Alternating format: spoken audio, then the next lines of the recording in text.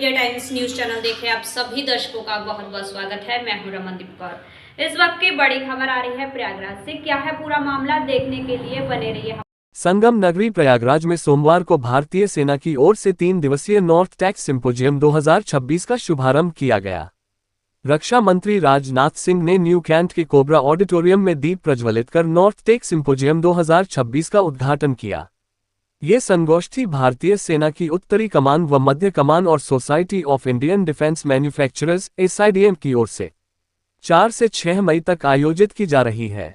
इस मौके पर chief of the army staff general Upendra Dwivedi, army commander मध्य कमान lieutenant general Anindya Sen Gupta, army commander उत्तरी कमान लेफ्टिनेंट जनरल प्रतीक शर्मा मौजूद रहे। प्रदेश सरकार की ओर से कैबिनेट मंत्री नंद गोपाल गुप्ता नंदी ने भी उद्घाटन सत्र में शिरकत की। नॉन टेक सिंपोजियम का उद्घाटन करने के बाद रक्षा मंत्री राजनाथ सिंह ने इसे ज्ञान व शक्ति का महाकुंभ बताया। उन्होंने कहा कि यह वास्तव में रक्षा त्रिवेणी संगम है।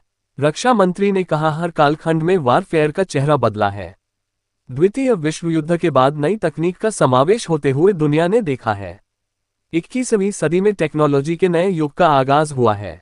Information technology for artificial intelligence का ये दौर है।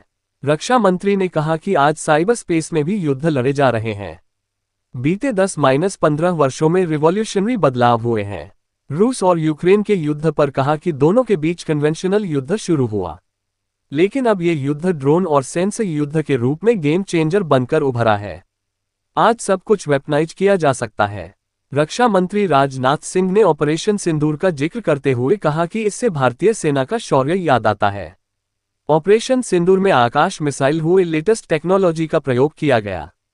रक्षा मंत्री ने भारतीय सेना से एक्टिव नहीं बल्कि प्रोएक्टिव रहने का आह्वान किया। उन्होंने कहा कि तभी हम आने वाली चुनौतियों का सामना कर सकते हैं। उन्होंने कहा कि चिकित्सा और शिक्षा में नई टेक्नोलॉजी 1 साल बाद भी लागू कर सकते हैं। इस मौके पर रक्षा मंत्री ने रक्षा से जुड़े उत्पाद बनाने वाली कंपनियों का लाइव डेमोन्स्ट्रेशन भी देखा। आज पहले दिन करीब 10 से 15 कंपनियों ने drone, robot, all terrain vehicle और रोबोट से चलने वाले छोटे वाहनों का प्रदर्शन देखा। 3 दिनों में 66 से ज्यादा रक्षा उत्पादों का लाइव डेमोन्स्ट्रेशन किया जाएगा। इसमें 284 रक्षा कंपनियों ने अपने नवीनतम नवाचारों और प्रौद्योगिकियों को प्रदर्शित करने के लिए स्टॉल लगाया है। इस आयोजन का उद्देश्य फील्ड तैनाती, रखरखाव प्रक्रियाओं के लिए उपयुक्त प्रौद्योगिकियों की पहचान करना है। इसके अलावा खरीद प्रक्रिया को सुव्यवस्थित करना है, ताकि भारतीय सेना के लिए एक स्थायी, आत्मनिर्भर रक्षा प्रणाली को बढ़ावा दिया जा सके। नॉर्थ टेक सिंपोजियम 2026 से रक्षा बलों, वैज्ञानिकों, उद्योग जगत के नेताओं और शैक्षणिक समुदाय के बीच एक सेतु के रूप में कार्य करने की उम्मीद है, जो राष्ट्रीय सुरक्षा और तकनीकी उत्कृष्टता को मजबूत करने के उद्देश्य से सहयोग को बढ़ावा देगा। वैसे इस ग्रैंड सिंपोजियम के लिए मैं GONC नॉर्दर्न कमांड और lieutenant general Anindya Sen Gupta UNC central command और साथ ही साथ जिनके निर्देशन में यह कार्यक्रम हो रहा है, ऐसे हमारे chief of army staff general Upendra Dwivedi ji को मैं हार्दिक बधाई दे रहा हूं।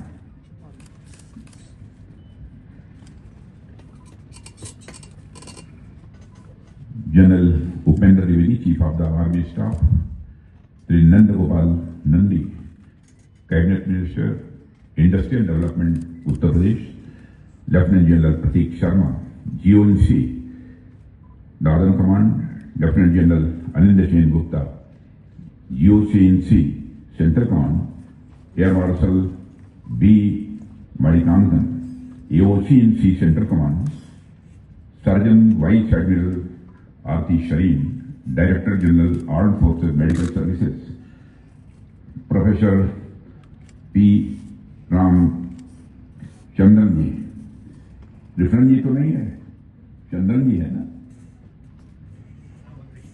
रामकृष्णन जी, वो, और mister Arun T Ramchandrani, president society of Indian defence manufacturers, उद्योग और एकेडमिक जगत और स्टार्टअप के मेरे प्रतिष्ठित रिप्रेजेंटेटिव्स, इंडियन आर्म फोर्सेस के सारे ऑफिशियल्स, मेरे बहादुर जवानों, मीडिया के मित्रों, देवियों व सज्जनों, सबसे पहले मैं प्रयागराज की इस पावन धरती को नमन करता हूं इस शहर का यहां तक प्रश्न है, आप सभी जानते हैं, यह शहर अपने आप में ज्ञान और आस्था के संगम की जीवंत परंपरा का यह प्रतीक है।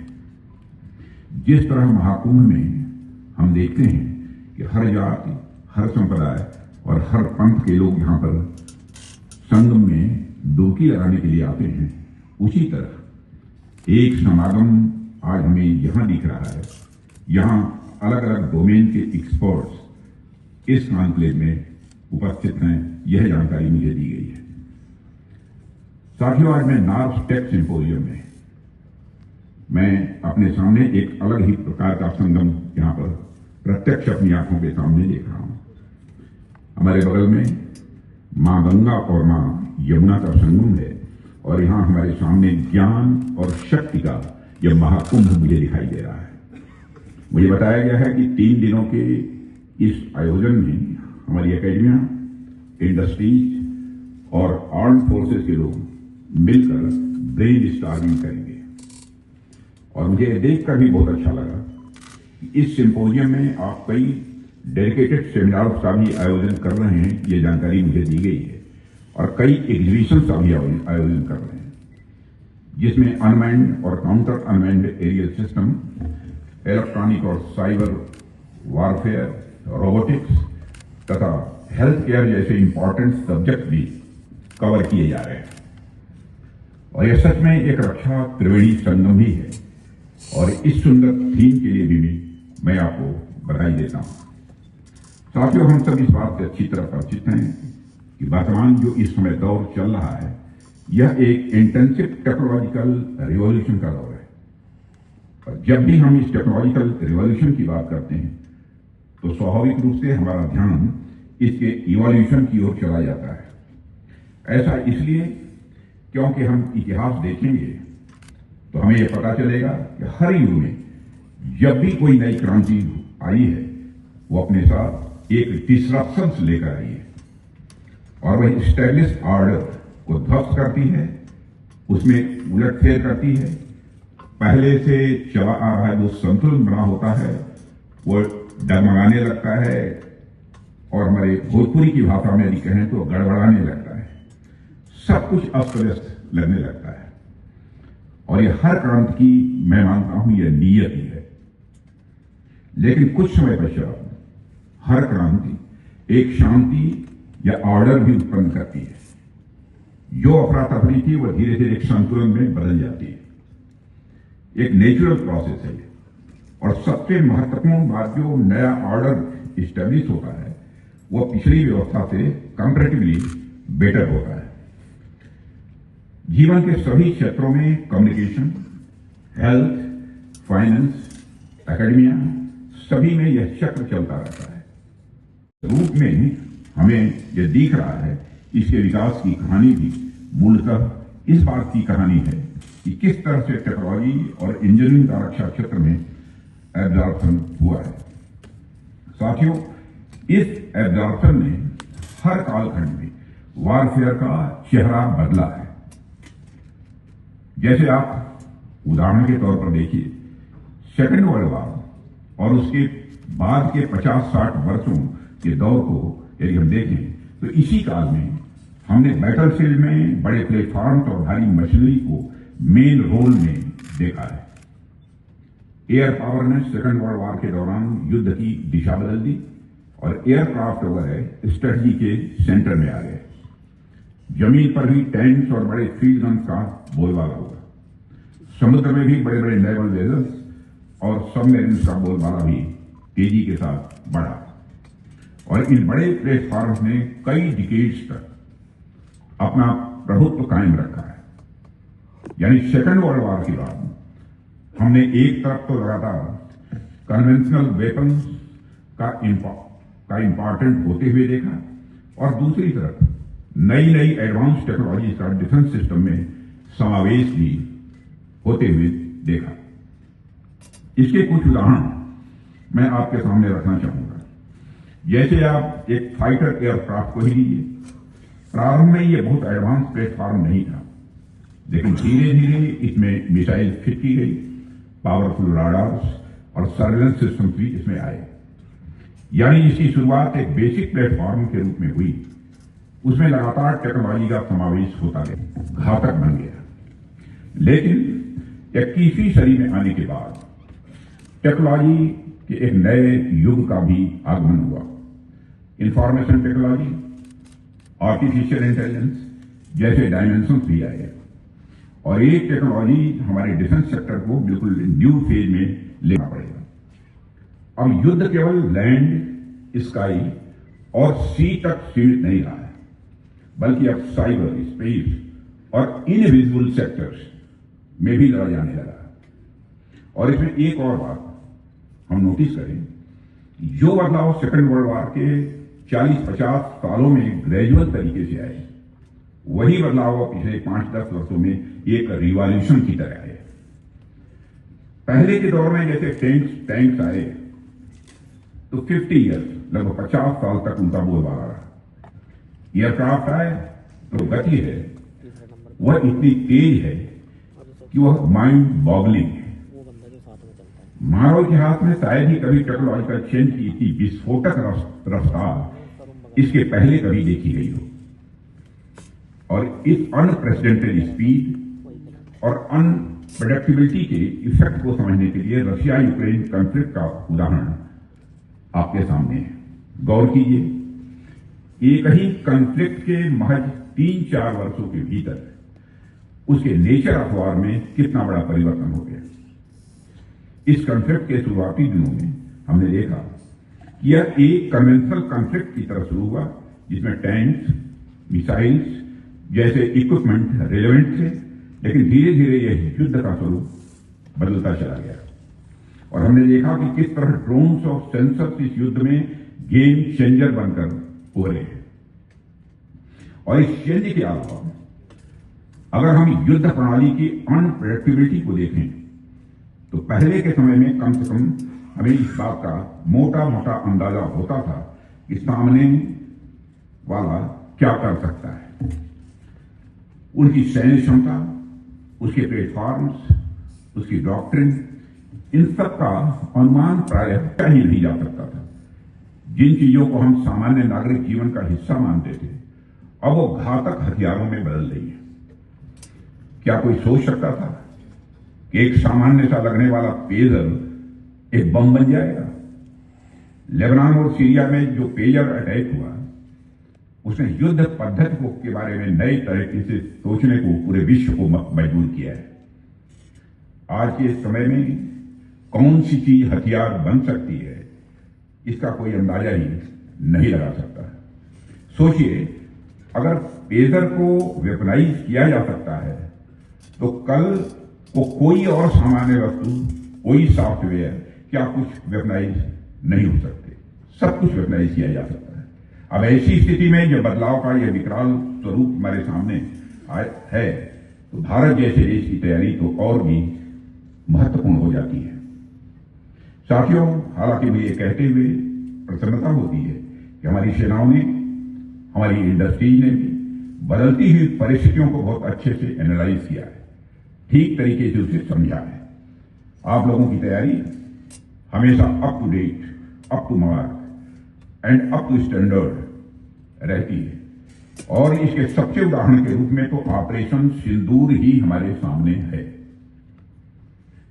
इस ऑपरेशन के 1 वर्ष पूरे हो चुके हैं। जब भी ऑपरेशन सिंदूर की बात आती है तो मुझे अपनी सेनाओं के शौर्य स्वाभाविक रूप से याद आता है। आतंकियों और उनके सरपरस्तों को जो मुंहतोड़ जवाब हमारे सैनिकों ने दिया, ऊंचा हो गया। ये तो फिर भी अच्छा हुआ कि हमने धैर्य दिखाते हुए केवल आतंकवादियों का ही सफाया किया, नहीं तो हमारी सेनाएं क्या कुछ करने में सक्षम नहीं है, इसका अंदाजा तो पूरी दुनिया को अब हो चुका है। साथियों, ऑपरेशन सिंदूर अपने आप में टेक्नोलॉजिकल वारफेयर का मैं मानता हूं एक नमूना है। और इस ऑपरेशन में आकाश मिसाइल सिस्टम और ब्रह्मोस जैसी एडवांस मिसाइल सिस्टम के साथ साथ अनेक लेटेस्ट इक्विपमेंट का भी उपयोग किया गया है। और इसे साबित किया है कि हमारी सेनाएं बदलाव को समझ भी रही हैं और उसे आत्मविश्वास के साथ उसका उपयोग भी कर रही हैं। साथियों, मैंने हमेशा अपनी आर्म्ड फोर्सेज को डिफेंस और आर्म्ड फोर्सेज और डिफेंस स्पोर्ट्स दोनों को बराबर एक बात कही है, और आज भी फिर दोहराना चाहता हूं कि हमें सिर्फ एक्टिव ही नहीं रहना है बल्कि प्रो एक्टिव भी रहने की आवश्यकता है। हर प्रकार की स्थिति के लिए हमें तैयार रहना ही रहना है, क्योंकि आज के समय में कब क्या हो जाए कुछ भी प्रेडिक्टेबल इस समय नहीं है। अन्य क्षेत्रों में, मान लीजिए शिक्षा या चिकित्सा में, अगर कोई नई टेक्नोलॉजी आती है तो हम उसे 1-2 साल के भीतर अपना सकते हैं, चीजें स्वाभाविक रूप से समझ जाती हैं। लेकिन डिफेंस के क्षेत्र में अगर हम यह सोच लें कि 1 साल बाद इस नई चुनौती से निपटने का उपाय हम सोचेंगे, तो यह सोच हमारे लिए निश्चित रूप से घातक सिद्ध होगी। 1 साल की देरी का मतलब हो सकता है कि तब तक दुश्मन हम पर हावी हो चुका हो। इसलिए मैंने कहा कि हमारा रवैया रिएक्टिव नहीं बल्कि प्रोएक्टिव होना चाहिए, और हमें उन चीजों के बारे में सोचना है जो अभी एग्जिस्टेंस में भी नहीं है। और साथियों, और जब मैं प्रोएक्टिव तैयारी की बात कर रहा हूं तो उसका एक और इंपॉर्टेंट पहलू है, वह है सरप्राइज एलिमेंट। हमें ऐसी क्षमताएं भी विकसित करनी है कि हम जरूरत पड़ने पर स्वयं ही एक ऐसा प्रहार कर सकें जिसके बारे में सामने वाले ने कभी सोचा भी ना हो, और वह सरप्राइज रह जाए। इतिहास गवाह है कि युद्ध में डिसाइसिव एज हमेशा उसी के पास रही है जिसके पास सरप्राइज एलिमेंट रहता है, और मुझे पता है कि हमारी आर्म्ड फोर्सेज इस दिशा में काम कर रही है, लेकिन हमें और प्रोएक्टिव होकर इस दिशा में काम करते रहना है। और साथियों, आज के इस कॉम्प्लेक्स और तेज एडेप्टेबिलिटी, बदलती परिस्थितियों के अनुसार खुद को बदलना ही हमारी प्रायोरिटी होनी चाहिए। की बात कर रहा हूं तो उसका एक और इंपॉर्टेंट पहलू है, वह है सरप्राइज एलिमेंट। हमें ऐसी क्षमताएं भी विकसित करनी है कि हम जरूरत पड़ने पर स्वयं ही एक ऐसा प्रहार कर सकें जिसके बारे में सामने वाले ने कभी सोचा भी ना हो, और वह सरप्राइज रह जाए। इतिहास गवाह है कि युद्ध में डिसाइसिव एज हमेशा उसी के पास रही है जिसके पास सरप्राइज एलिमेंट रहता है, और मुझे पता है कि हमारी आर्म्ड फोर्सेज इस दिशा में काम कर रही है, लेकिन हमें और प्रोएक्टिव होकर इस दिशा में काम करते रहना है। और साथियों, आज के इस कॉम्प्लेक्स और तेज एडेप्टेबिलिटी, बदलती परिस्थितियों के अनुसार खुद को बदलना ही हमारी प्रायोरिटी होनी चाहिए। एडेप्टेबिलिटी को ले रेस्पॉन्सिव टू चेंज, यही बात आज राष्ट्रों पर भी मैं मानता हूं कि सीधे तरह से लागू होती है। जो देश इस तकनीकी क्रांति को तेजी से एडॉप्ट करेगा वही फ्यूचर वॉरफेयर की स्थिति में एज हासिल करेगा। और हमारी सरकार ने हमारे प्रधानमंत्री के नेतृत्व में हमारे डिफेंस इकोसिस्टम को मजबूत करने में कई प्रभावी कदम उठाए। उसके विस्तार में मैं नहीं जाना चाहता। आप सब इन इनिशिएटिव से भली भांति परिचित है, चाहे वह आईडेक्स हो, अदिति हो, टीडीएफ हो। इन सभी प्रयासों से हमने डिफेंस सेक्टर में इनोवेशन और ज्यादा से ज्यादा प्राइवेट सेक्टर का पार्टिसिपेशन भी बढ़ाने का भरपूर प्रयास किया है। और इन स्कीम्स के अलावा हमने डिफेंस सेक्टर में इंफ्रास्ट्रक्चर डेवलपमेंट को भी बढ़ावा दिया है।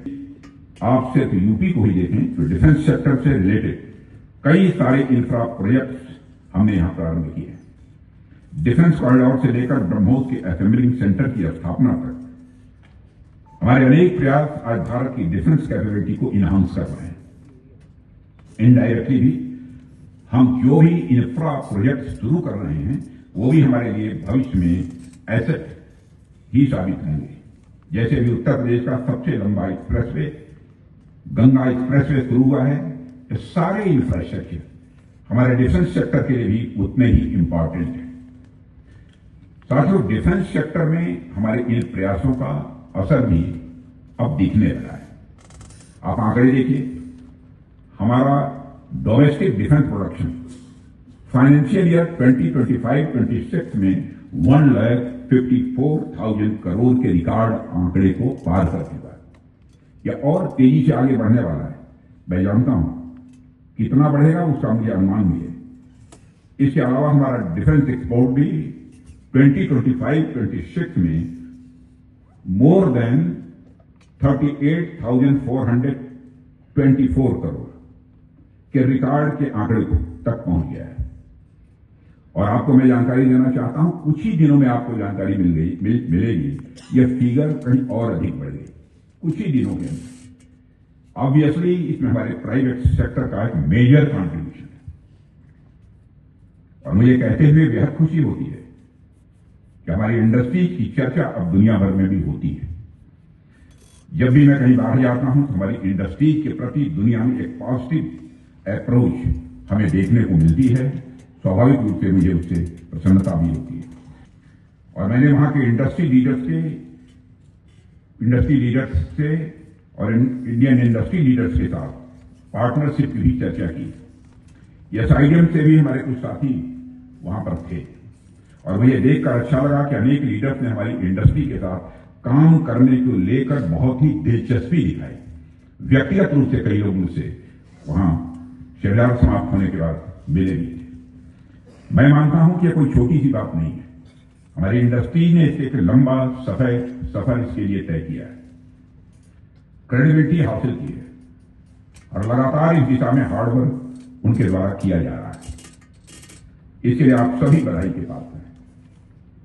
हालांकि हमें सिर्फ इतने पर ही यहां रुकना नहीं है, हमारे पास पाने के लिए पूरा आसमान है और मुझे विश्वास है कि हम इसी तरह से मजबूती से आगे बढ़ते ही रहेंगे। साथियों, इस तरह मजबूती से आगे बढ़ने के लिए नई पॉलिसी लागू की गई है, जिसमें पहले 20% टीओटी फी ली जाती थी। 20% ये टीओटी फी ली जाती थी, लेकिन अब डेवलपमेंट कम प्रोडक्शन पार्टनर और डेवलपमेंट पार्टनर और प्रोडक्शन एजेंसीज के लिए यह फी पूरी तरह से समाप्त कर दी गई है।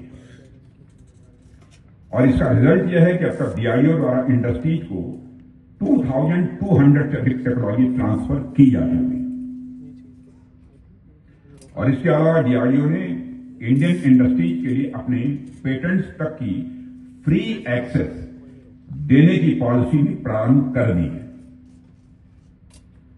यह मेजर रिफॉर्म्स है जिससे उनकी टेक्नोलॉजिकल कैपेबिलिटी और ग्लोबल कॉम्पिटिटिवनेस दोनों मजबूत होंगी। डीआरडीओ की टेस्ट फैसिलिटी को भी अब इंडस्ट्रीज के लिए पेमेंट बेसिस पर खोल दिया गया है। हर साल सैकड़ों इंडस्ट्रीज इनका उपयोग कर रही हैं और रिसर्च एंड डेवलपमेंट सबका सपोर्ट ले रही है। इसके लिए exports support, industry interaction group, industry outreach जैसे अनेक कदम हैं जो हमारी इंडस्ट्री को मजबूत करने का काम कर रही है। साथियों, अब वक्त है कि हमारी इंडस्ट्री अपने पूरे दमखम से सामने आए और उन एरियाज में एक्सेल करें जिनमें अभी हमें लंबी दूरी तय करनी है। हमें उदाहरण के लिए कहूं तो डायरेक्टेड एनर्जी वेपन्स, कौन कौन से एरिया हैं, hypersonic weapons, underwater domain awareness, space situational awareness, quantum technology और artificial intelligence and machine learning. आगे अनेक ऐसे एरियाज हैं जहां हमारी इंडस्ट्री बहुत कुछ बेटर, बिगर और ब्रॉडर कर सकती है। मुझे अपनी इंडस्ट्री पर पूरा विश्वास है। सरकार आपके हर प्रयास में आपके साथ खड़ी है। सरकार के प्रतिनिधि के रूप में मैं आपको आश्वस्त करना चाहता हूं और मुझे विश्वास है कि आप सभी इसे और गंभीरता से लेंगे और अपने कदम आगे बढ़ाएंगे। अकेडमिया के कई लोग बैठे हुए हैं। आप लोगों के सुझाव ने, फीडबैक ने हमेशा हमारी पॉलिसी मेकिंग और इंप्लीमेंटेशन सजेशंस और फीडबैक आएंगे ताकि हम सब जितना कर रहे हैं उससे और अधिक बेहतर भविष्य में कर सकें। मैं सुझाव दूंगा कि जिस तरह से हम डिफेंस कॉरिडोर डेवलप कर रहे हैं उसी तर्ज पर बहुत ज्यादा इलेबरेट नहीं करना। जिस तरह से हम लोग डिफेंस कॉरिडोर डेवलप कर रहे हैं, उसी तर्ज पर आप सभी नॉलेज कॉरिडोर तैयार करें, जिससे हम सभी एक दूसरे से सीख सकें और आगे बढ़ सकें, ताकि हम उन सेक्टर्स में भी एक्सेलेंस ला सकें जिसको अब तक हम एक्सप्लोर नहीं कर पाए हैं। हमारा कलेक्टिव प्रयास ही हमें विश्व पटल पर सबसे सशक्त सैन्य शक्ति के रूप में स्थापित हमें करेगा, ऐसा मेरा पक्का विश्वास है। साथियों, मुझे पूरा यकीन है कि यह नॉर्थ टेक सिंपोजियम उस दिशा में एक मील का पत्थर साबित होगा। आप सबके कोऑपरेशन, आप सबकी मेहनत और आपकी इनोवेशन से भारत निश्चित रूप से ग्लोबल पावर बनेगा, ऐसा मेरा विश्वास है। आइए हम सब लोग मिलकर पूरी निष्ठा के साथ एक आत्मनिर्भर और सशक्त भारत के निर्माण में जुटें, टेक्नोलॉजी की इस नई लहर का स्वागत करें, चुनौतियों को अवसर में बदलें और भविष्य के लिए स्वयं को पहले से। जय हिंद।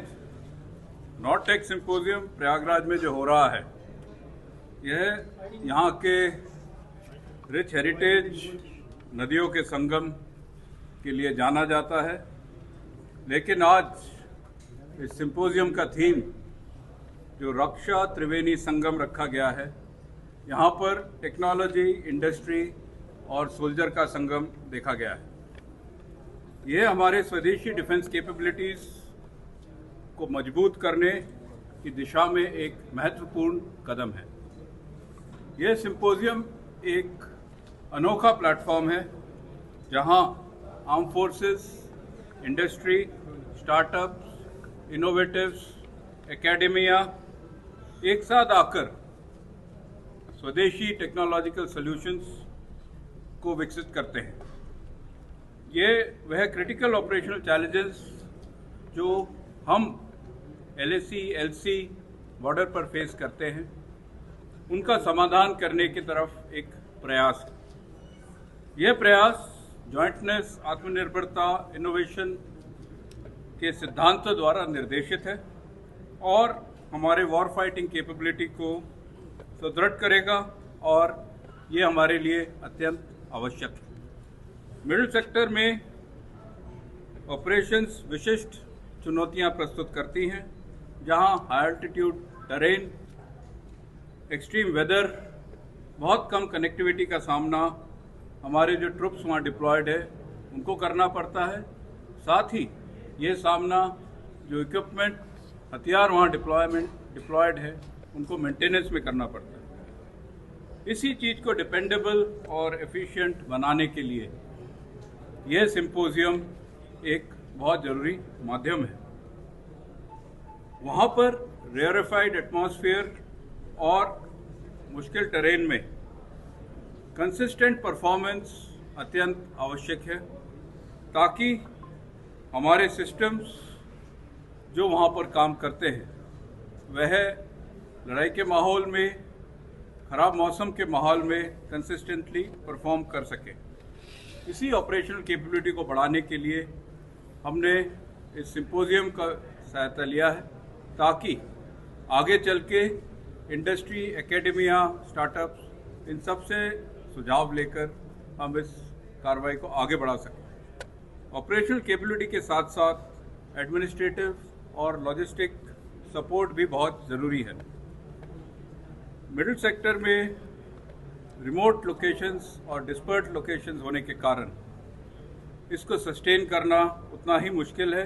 इसीलिए special habitat, special clothing, mobility platform जो क्रॉस कंट्री चल सके, लोड मैनेजमेंट, एनर्जी मैनेजमेंट और मेंटेनेंस सपोर्ट के रिलायबल सॉल्यूशंस के लिए हमारी खोज है। इन पहलुओं को सुदृढ़ करना सीधे endurance, moral, overall operational effectiveness को बढ़ाना हमारे लिए निहायत ही ज़रूरी है। यह विशेष रूप से महत्वपूर्ण है कि पहली बार दो ऑपरेशनल कमांड, नॉर्दर्न और सेंट्रल, अपने फील्ड एक्सपीरियंस, ऑपरेशनल एक्सपीरियंस को साथ लाकर इस पहल को सशक्त बना रही है। हमारे पार्टनर्स जैसे society of Indian defence manufacturers, SIDM और Uttar Pradesh expressway industrial development authority UPIDA के सक्रिय भागीदारी से इस इनिशिएटिव को और सफलता मिली है।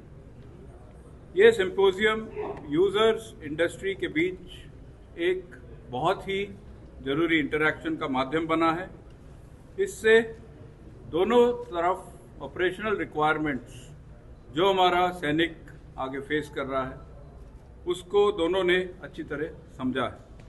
इंडियन डिफेंस इंडस्ट्री ने अपनी टेक्नोलॉजिकल कैपेबिलिटीज़ का डेमोन्स्ट्रेशन भी दिया है, स्टॉल्स में भी और हमारे रेंजेस में भी, और हमें सोचते हैं इससे आगे चल के इफेक्टिवनेस बढ़ाने के लिए प्रैग्मेटिक प्रोक्योरमेंट प्लानिंग में बहुत सहायता होगी। वर्तमान समय में टेक्नोलॉजी तीव्र गति से इवॉल्व हो रही है। इसके कारण यह बहुत आवश्यक है कि इंडस्ट्री पार्टनर्स अपने सिस्टम्स को निरंतर अपग्रेड और रिफाइन करते रहें। यह टेक्नोलॉजी इतनी तेज बढ़ रही है कि हमारे ऑपरेशनल चैलेंज हर घंटे हर दिन बहुत तेजी से बदल रहे हैं। इसको मद्देनजर रखते हुए हमारे लिए सॉल्यूशंस को एडेप्टिव, रिस्पॉन्सिव और फ्यूचर रेडी बनाना बहुत ज़रूरी है। इंडियन आर्मी और इंडस्ट्री के बीच सिनर्जी हमारी कैपेबिलिटीज़ को और भी सुदृढ़ करेगी और सुनिश्चित करेगी। हमारे जो तैनात सैनिक हैं LAC पे, LC पे, ग्लेशियर में, इंटरलैंड में, जंगलों में, डेजर्ट्स में, उनको हमेशा रिलायबल, मॉडर्न और इफेक्टिव सॉल्यूशंस मिलने चाहिए। इसलिए मैं सभी participants, government agencies, industry partners, जो भी स्टेक होल्डर्स हैं, सबको अपने हृदय से आभार व्यक्त करता हूं कि इन्होंने इस सिंपोजियम को एक मीनिंगफुल और आउटकम ओरिएंटेड फंक्शनल सिंपोजियम बनाया है, जिससे उस सैनिक को आगे चल के अपने टास्क मिशन में और भी इफेक्टिवनेस पाई जाएगी। Thank you. जय हिंद। Thank you. देश दुनिया की खबरों के लिए world media times news channel को सब्सक्राइब करें।